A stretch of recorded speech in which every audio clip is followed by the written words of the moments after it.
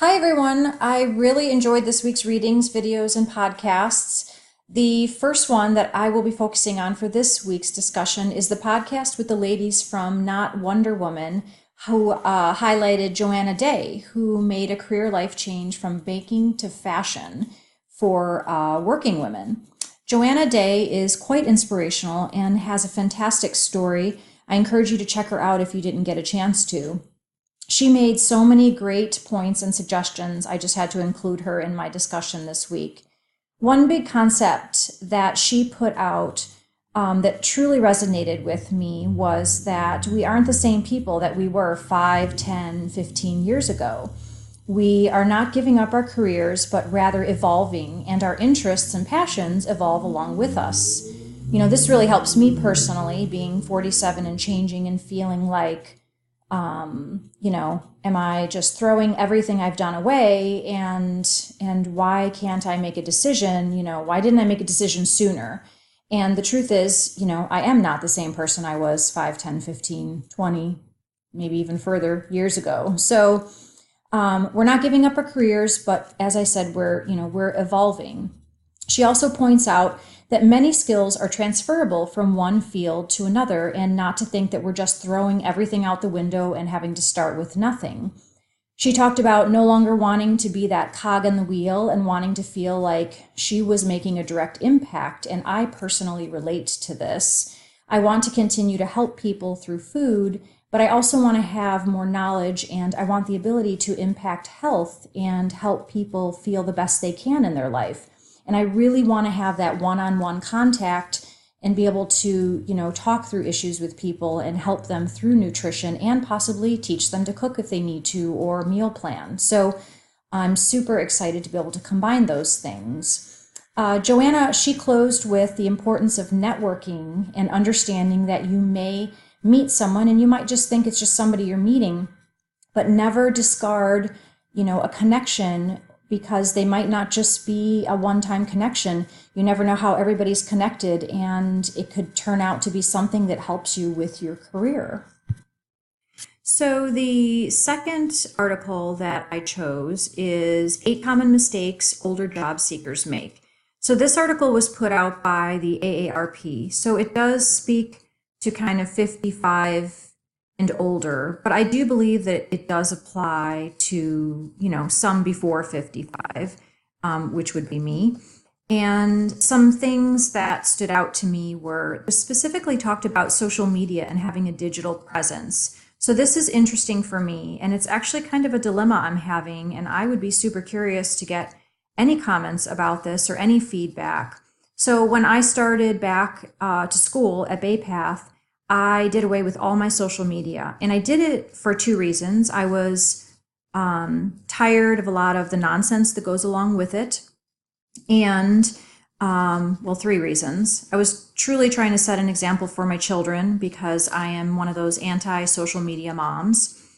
And thirdly, I do not have time. I feel like I would take a break and I would go on social media, and it was frightening at how much time I was losing. So I did away with it, and I haven't had social media for quite some time, and it's kind of a relief. So going back into my LinkedIn was the first time that I kind of went back into social media, and was sort of hoping that would be as far as I would have to go. So I'm really curious about it. I'm curious because they really did talk about the importance of having a digital presence in this day and age. And I do understand what they're saying. I'm just wondering if that is something I'm going to have to do. And as an entrepreneur, having a nutrition business, advertising myself, don't think I can get away from it. So I was curious to put that out there, because I'm curious to see, what kinds of thoughts everyone has regarding that. So the other thing that they put out there was networking again. I don't think I've touched an article that doesn't emphasize networking, and talking to, the older group who maybe are more set in our ways, maybe not as good at networking. I'm not sure what the thought process was, but that's kind of the feeling I got. And they're suggesting, you got to kind of dig deep and really put yourself out there. And it can be hard, especially if somebody's been in a job for a long time and having to start over with, new networks and things like that. And I know for me, it will be somewhat challenging. The other thing was paring down the resume. And my first practice with that was doing LinkedIn and removing a very large portion of my jobs in the past because it was way too lengthy. So I only put things out that were pertinent to the field that I'm currently looking to stay in. So that's something I'll have to adjust and think through this week since we'll be working on that.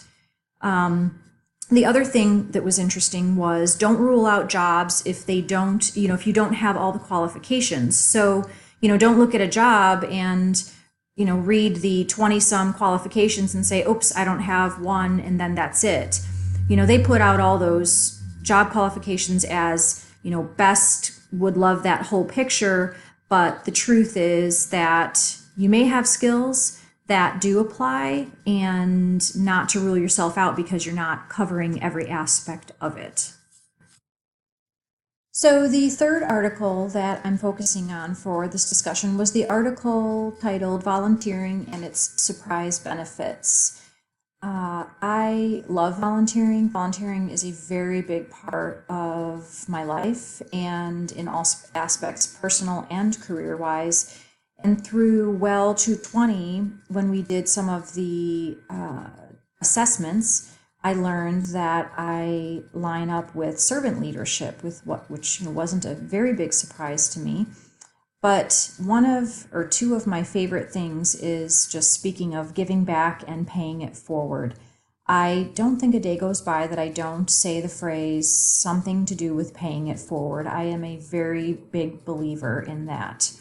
So volunteering, as they talked about in the article, and that I find for myself, they are, volunteering experiences are stress reducers, combats depression, kind of keeps you mentally stimulated, and it gives you great purpose. I know it gives me purpose. So some of the things that I think are fantastic in regards to volunteering, and this started when my children were younger and I wasn't working and I was staying home and, needed an outlet, needed to feel like I was doing something for the community, for others. And it was a way to make connections, networking, friendships, and social as well. And twice in my volunteering experiences, they led to jobs. So my latest job as the home ec facilitator at my children's Montessori school came to be through volunteering. And they found out my skills and my culinary background. And before I knew it, I was heading up the home ec department. So, life works pretty funny. And volunteering is also, as they talked about, it's a way to practice skills in a kind of a very safe environment. You don't have a job to lose, a salary to worry about, being fired, anything like that. It's a fantastic place to practice, your skills and your leadership and ideas, creativity, all those types of things. So I find for me that it's a really safe environment to sort of practice those things. And I have some current volunteering and have utilized some of the things we've been learning in the last couple of weeks in those environments and have had personally surprising results for myself. So overall, those are the three articles that I really enjoyed this week that really stood out to me. And I apologize, my video might be a little rusty. I have a new camera and it's strange, and so I'm doing my best with it. But I hope you all have a great week, and I look forward to talking with you through our discussions.